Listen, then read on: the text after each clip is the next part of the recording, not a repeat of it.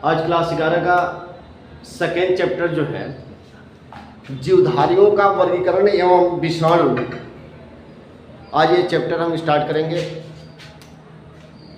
सबसे पहले जानेंगे कि जीवधारियों का वर्गीकरण क्या है। पहले वर्गीकरण किसे कहा जाता है इसको देखेंगे। देखो, जो ये पृथ्वी ग्रह है बेटा, पृथ्वी ग्रह पर जो है अनेक प्रकार के जीव जंतु और वनस्पतियां पाई जाती हैं। पाई जाती है कि नहीं पाई जाती? सब में क्या होती है, बहुत ज़्यादा विविधता देखने को मिलती है। यानी सब एक जैसे नहीं होते हैं और विविधता होने के कारण उनकी पहचान करना और उनको अलग अलग अध्ययन करना संभव नहीं हो सकता है। मैंने बताया कि बहुत सारे जीव जंतु हैं, सबका अध्ययन जो है करना संभव नहीं है, बहुत सारी विविधताएं देखने को मिलती हैं। तो जितने भी जीवधारी हैं उन जीवधारियों को क्या जाता है, उनके सम और विषम लक्षणों के आधार पर अलग अलग समूहों में बांटा जाता है और इन्हीं अलग अलग समूहों में बांटने की प्रक्रिया क्या कहलाता है, वर्गीकरण कहलाता है। तो इसका आप सीधे परिभाषा लिख सकते हो कि सभी जीवों का या जीवों को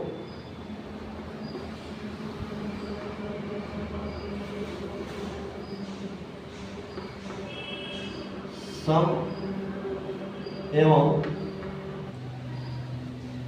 कहलाता है।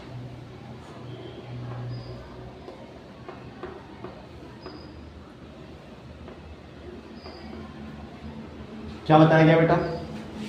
आपने सीधी सी बात सुना कि जितने भी इस पृथ्वी पे यानी इस पृथ्वी पर क्या है, बहुत सारी जीव जातियां पाई जाती हैं और उनका जो है संरचना देख लिया जाए या उनका आकार देख लिया जाए, उनका भार देख लिया जाए, उनकी माप देख लिया जाए, इसमें बहुत सारी क्या होती हैं, विविधता देखने को मिलती है। इसलिए सबका अध्ययन करना संभव नहीं है। उनको अध्ययन करने के लिए सबसे आसान विधि क्या होता है कि जीवों के सम एवं विषम लक्षणों के आधार पर, कह रहा है कि जीवों के सम एवं विषम लक्षणों के आधार पर अलग अलग समूहों में बांटने की प्रक्रिया क्या कहलाता है, वर्गीकरण कहलाता है। ठीक है ना। अब वर्गीकरण जो है, हम वर्गीकरण का इतिहास के बारे में जानेंगे कि वर्गीकरण का इतिहास क्या है।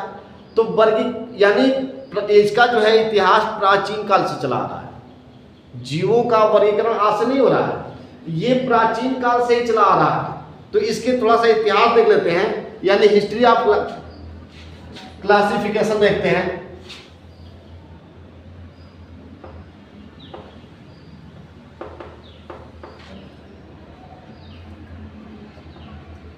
वर्गीकरण का इतिहास।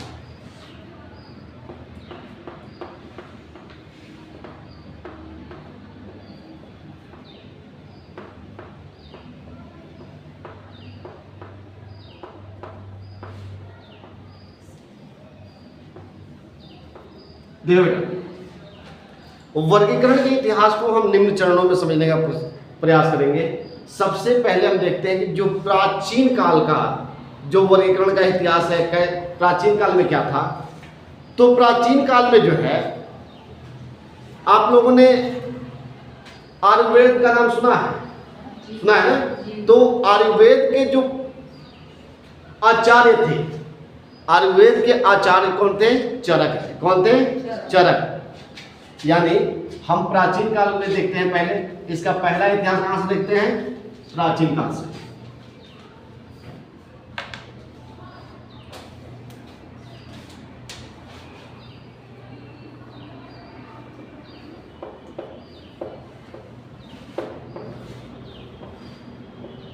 पहला चरण हम किसमें देखते हैं, शुरुआत करते हैं प्राचीन काल से।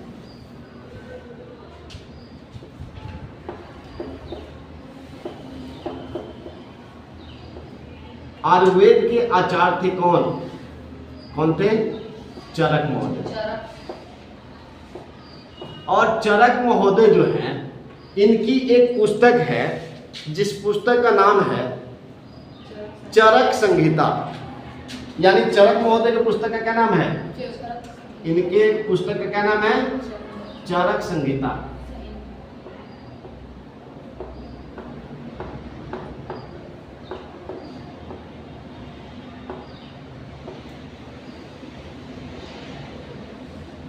जब हम क्या करते हैं, बताया जा रहा है, ध्यान से सुनो।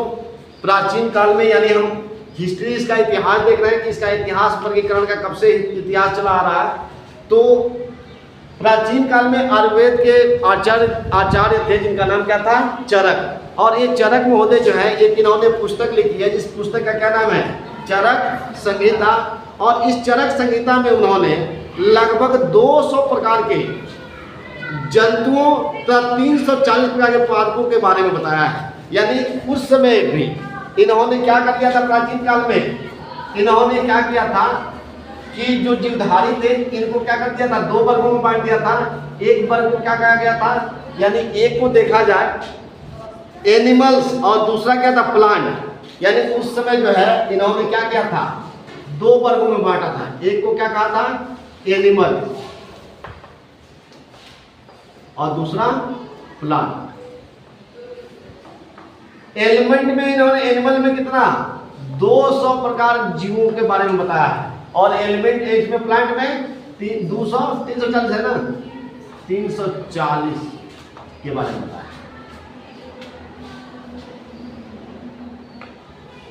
यानी क्या बताया गया, ध्यान से सुनते हैं। ये बताया गया वर्गीकरण का परिभाषा बताया गया, और अब ये बताया जा रहा है कि वर्गीकरण का इतिहास कहां से देखने को मिलता है। तो प्राचीन काल में जो आयुर्वेद के कौन थे, आचार्य थे, जिनका नाम क्या था, चरक। इनकी एक किताब छपी, जिस किताब का क्या नाम था, चरक संहिता। और चरक संहिता में इन्होंने जो है, उस चरक संहिता को देखा जाता है तो इन्होंने जो है क्या किया था, जीवधारियों को या सजीवों को इन्होंने 2 वर्गों में बांटा था, एक एनिमल और दूसरा प्लांट। उन्होंने उसमें 200 जंतुओं के बारे में लिखा है, और कितना 340 पादपों के बारे में लिखा है। तो इसका मतलब ये पता चल रहा है, इसको देखने से ये पता चल रहा है कि प्राचीन काल में भी क्या कर दिया गया था कि जो जीवधारी है उनको 2 वर्गों में बांट दिया गया, ठीक है ना। उसके बाद से आते हैं अरस्तु, जो दूसरा इसका जो है, अगर हम देखेंगे तो दार्शनिक लोग जो थे, दार्शनिकों ने क्या कहा, तो दूसरा जो है इसको सबसे बड़ा जो है एक प्रूफ देखने को मिलता है अरस्तु और कुछ अन्य जो है ग्रीक दार्शनिक थे। यानी जो 3री और 4थी क्या थी, शताब्दी थी ईसा पूर्व से, उसमें अरस्तु के साथ कुछ और दार्शनिक लोग थे। किसके साथ, अरस्तु एवं अन्य दार्शनिक,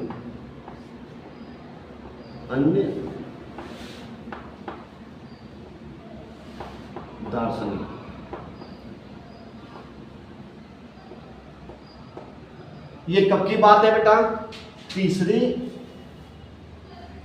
4थी शताब्दी ईसा पूर्व। इस समय जो है देखा जाता है कि जो अरस्तु थे और कुछ उनके साथ क्या थे, जो दार्शनिक थे, उन लोगों ने भी क्या किया था, यानी ग्रीक दार्शनिक थे, दार्शनिक यानी इन लोगों ने क्या किया था, जीवधारियों को 2 समूहों में जंतु और पादप में बांट रखा था। इन्होंने क्या कर रखा था इन लोगों ने कि जीवधारियों को कितने वर्गों में बांटा था, 2 वर्गों में बांटा था।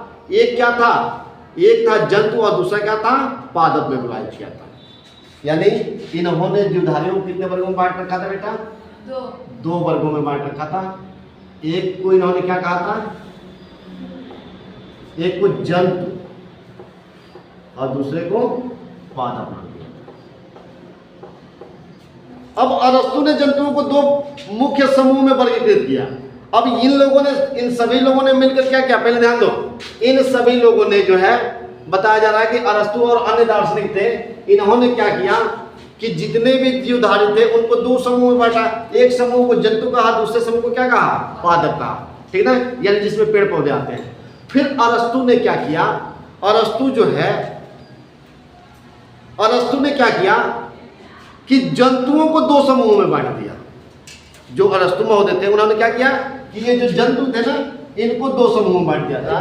कि अरस्तु ने क्या किया, पहले तो अरस्तु और उनके जो सहयोगी दार्शनिक थे उन्होंने इनको 2 भागों में बांट दिया, किसको, जंतु और पादप में। फिर अरस्तु ने क्या किया कि इस जंतु को जो है दो वर्गों में बांट दिया। कितने वर्गों में बांट दिया? दो वर्गों में। एक का नाम दिया उसने, एक को उन्होंने कहा एनाइमा और दूसरे को कहा इनाइमा। यानी पहले को उन्होंने एनाइमा कहा, एनाइमा, और दूसरे को इनाइमा। देखो बेटे, ये कौन बंटवारा कर रहा है? अरस्तु। कौन कर रहा है? अरस्तु। यानी अरस्तु ने क्या किया कि जंतुओं को दो वर्गों में बांटा। एक का नाम क्या दिया? इनाइमा, और दूसरे को क्या नाम दिया? पहले को एनाइमा और दूसरे को इनाइमा। इनाइमा में कौन आते थे? जंतु। यानी इसमें उन्होंने किन जंतुओं को रखा और इसमें किस जंतुओं को रखा?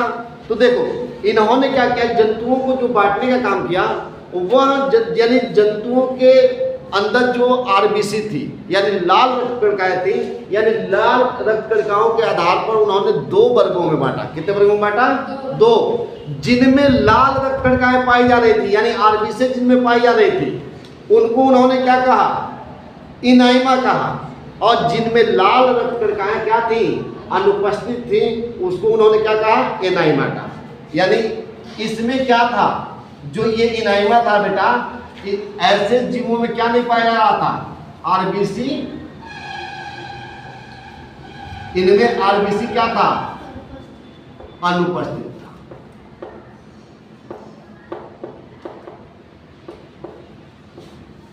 ठीक है, बताया गया कि इन्होंने जंतुओं को दो वर्गों में बांटा और वो किस तरह में बांटा? यानी लाल रक्त कणिकाओं के आधार पर बांटा। तो जिनमें लाल रक्त कणिकाएं पाई जा रही थी उनको उन्होंने किसमें रखा? एनाइमा में रखा। और जिनमें लाल रक्त कणिकाएं क्या होती थी? अनुपस्थित होती थी, उनको एनाइमा में रखा। तो पहला एनाइमा में क्या उन्होंने रखा? जिनमें आरबीसी यानी लाल रक्त कणिकाएं क्या थी? अनुपस्थित थी। और दूसरा देख लो, अब इसमें क्या क्या आ जाते थे? जैसे अस्पंज है, मोलस्का है, आर्थ्रोपोडा है। यानी इन्होंने आर्थ्रोपोडा का रखा, इसमें किसमें रखा? जैसे में देख लो, जैसे आर्थ्रोपोडा,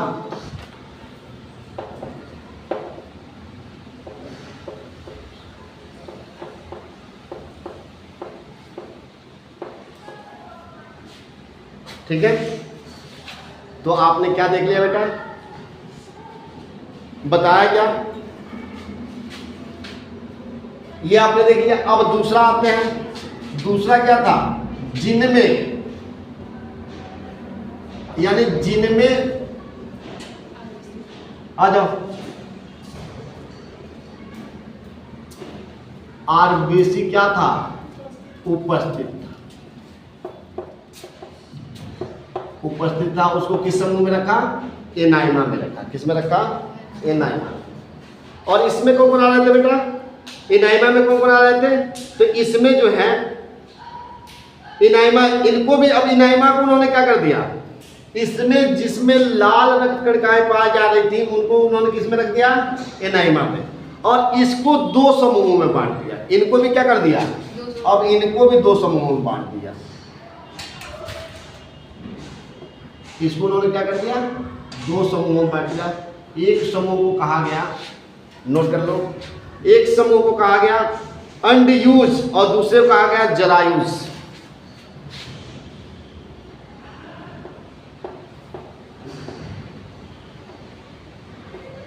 और दूसरे को क्या कहा गया? जरायुज।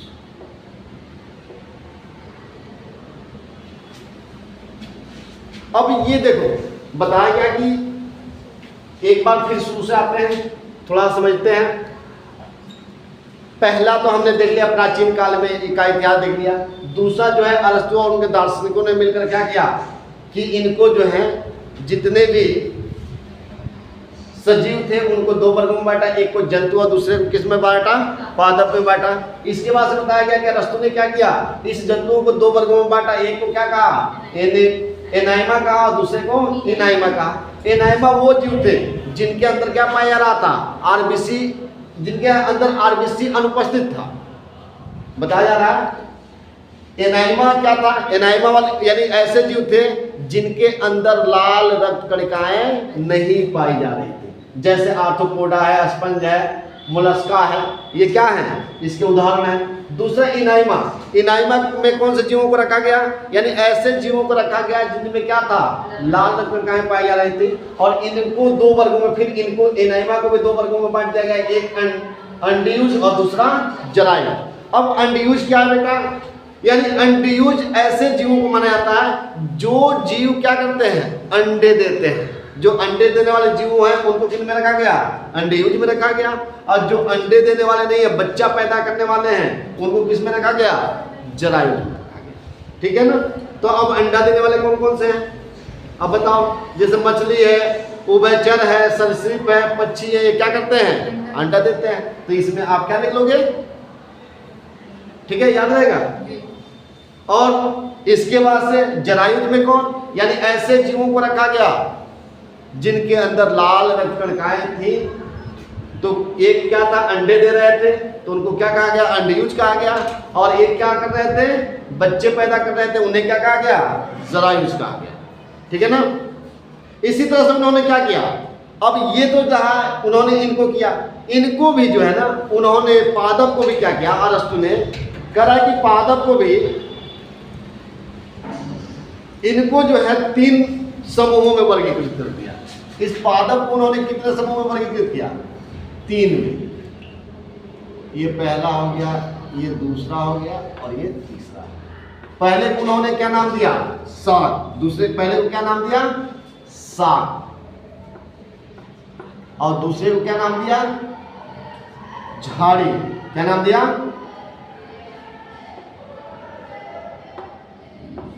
झाड़ी। और तीसरे को क्या नाम दिया, वृक्ष। ध्यान दो, अरस्तु ने जंतुओं को तो बांटा ही बांटा, पादपों को भी कितने वर्गों में बांटा, 3। एक शाक वाले पौधे, एक झाड़ी वाले पौधे और एक वृक्ष वाले पौधे। शाक वाले पौधे समझते हो ना, यानी ऐसे पौधे जिनका जो आकार में क्या होते हैं, बहुत छोटे होते हैं, जिनकी पत्तियां और तना क्या होती हैं, बहुत मुलायम होती है, वो शाक के पौधा कहलाते हैं। झाड़ीनुमा पौधा कौन सा होता है, यानी ऐसे पौधे जो आकार में छोटे होते हैं और जिनमें छोटी छोटी पत्तियां क्या होती हैं, बहुत ज्यादा होती हैं, हम उसे क्या कहते हैं, झाड़ी वाला पौधा कहते हैं। जैसे मेहंदी, गुलाब आदि हैं। इसके बाद वृक्ष, यानी वृक्ष या पेड़ किसे कहते हैं, ऐसे पौधे जो आकार में मोटे और लंबे होते हैं, उन्हें हम क्या कहते हैं, वृक्ष या पेड़ कहते हैं। तो अरस्तु ने इनको भी कितने भागों में बांट दिया था, 3 समूह में बांट दिया। ठीक है। अब इसके बाद से वर्गीकरण का जो है वर्तमान,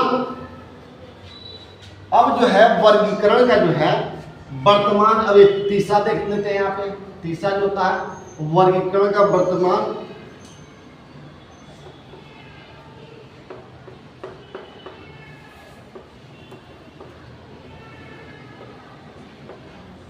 आधुनिक पद्धति।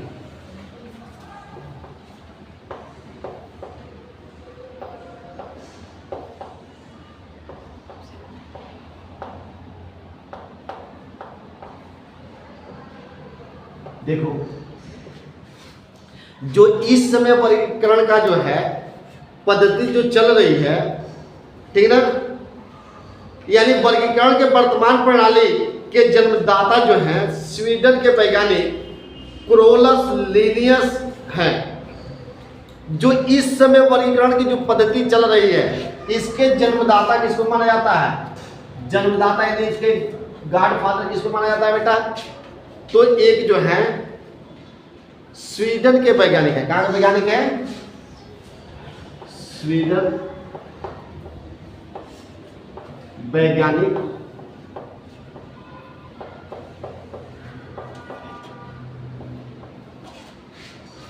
वैज्ञानिक जिनका नाम क्या है, क्रोलस लिनियस।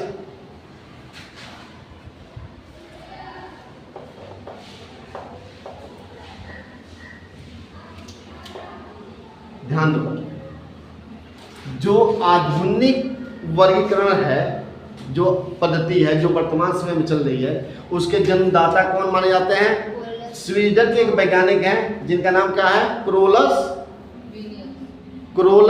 लिनियस। क्या नाम है, क्रोलस लिनियस। इन्होंने एक पुस्तक लिखी है जिसका नाम है सिस्टेमा नेचुरी, ठीक है ना। इनकी एक पुस्तक है, किनकी, इनकी एक पुस्तक है, इनकी पुस्तक का क्या नाम है,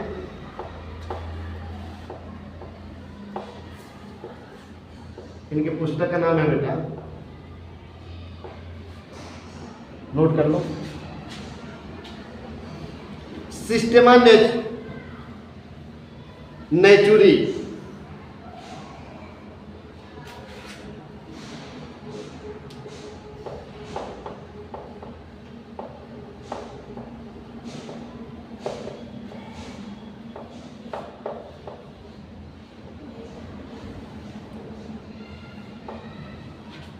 देख लो, बताया जा रहा है जो वर्गीकरण का आधुनिक पद्धति है, ध्यान दो इसमें, जो वर्गीकरण का आधुनिक पद्धति है उसके जन्मदाता कौन माने जाते हैं, तो स्वीडन के एक वैज्ञानिक है जिनका नाम क्या है, क्रोलस लिनियस, और इन्होंने एक पुस्तक लिखी है जिस पुस्तक का नाम क्या है, सिस्टेमा नेचुरी। इस सिस्टेमा नेचुरी में जो है आधुनिक वर्गीकरण, जो आधुनिक वर्गीकरण पद्धति है का वर्णन किया गया है। इनकी जो ये पुस्तक है कौन, सिस्टेमा नेचुरी, इसी सिस्टेमा नेचुरी में उन्होंने क्या किया है, आधुनिक वर्गीकरण पद्धति का क्या किया है, वर्णन किया है। इस आधार पर इन्हें आधुनिक वर्गीकरण विज्ञान का क्या माना जाता है, जनक भी माना जाता है। तो ये रहा क्या, इसकी इतिहास। अब एक सवाल और आता है कि वर्गीकरण की आवश्यकता क्यों पड़ी, जो है ना, ये तो हमने इसका इतिहास देख लिया, हिस्ट्री देख लिया, वर्गीकरण का हिस्ट्री। अब हम देखते हैं, सीधा आते हैं वर्गीकरण की आवश्यकता क्यों पड़ी, यानी हमें वर्गीकरण की आवश्यकता क्यों है। तो हेडिंग लिखते हैं वर्गीकरण की आवश्यकता।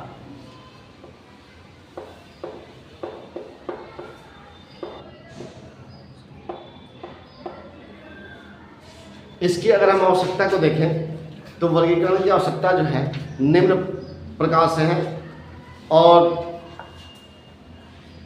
निम्नलिखित कारणों के आधार पर हमें किसकी आवश्यकता पड़ती है, वर्गीकरण की आवश्यकता पड़ती है। पहला जो होता है, पहला होता है अध्ययन की सुविधा पर। पहला क्या होता है, पहले क्यों आवश्यकता पड़ती है, अध्ययन की सुविधा के लिए। किसके लिए, अध्ययन की सुविधा के लिए।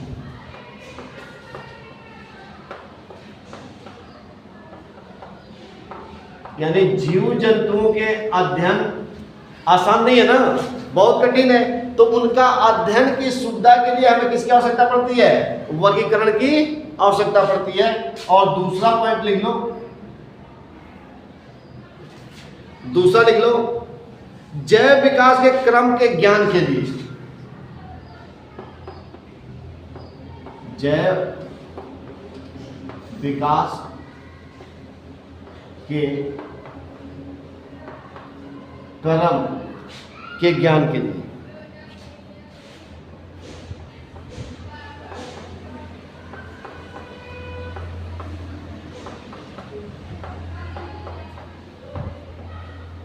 जैसे जैव विकास कैसे हुआ, इसका क्रम कैसा था, इसको जानने के लिए हमें किसकी आवश्यकता पड़ी, वर्गीकरण की आवश्यकता पड़ी। और तीसरा लिख लो, अनुकूलन का ज्ञान। तीसरा क्या है, अनुकूलन का ज्ञान।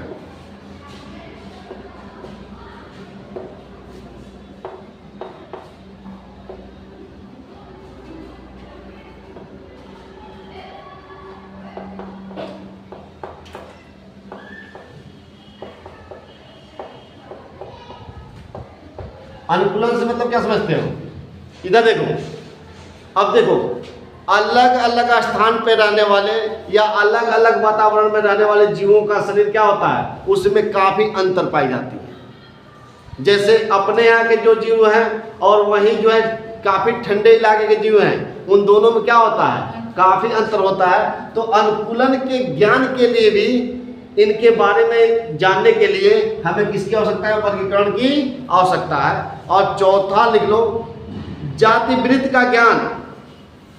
चौथा क्या हो गया? चौथा हो गया जातिवृत्त का ज्ञान।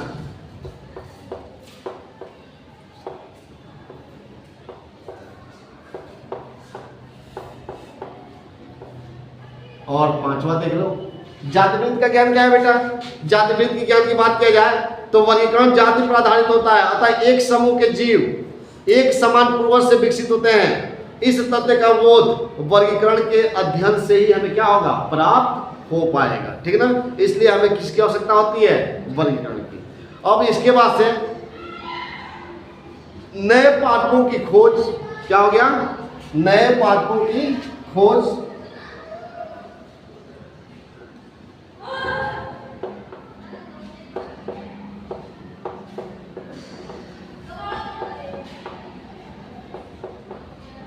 आदि के लिए हमें क्या है?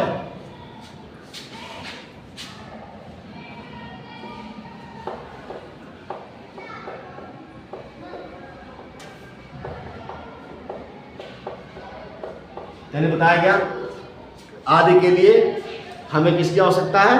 वर्गीकरण का। यानी अध्ययन की सुविधा के लिए वर्गीकरण जरूरी है। जैव विकास के क्रम को जानने के लिए, ज्ञान के लिए हमें किसकी आवश्यकता है? वर्गीकरण की आवश्यकता है। अनुकूल के ज्ञान के लिए हमें क्या है? अनुकूलन के ज्ञान के लिए हमें क्या है? वर्गीकरण की आवश्यकता है। और जातिवृत्त के ज्ञान के लिए हमें किसकी आवश्यकता है?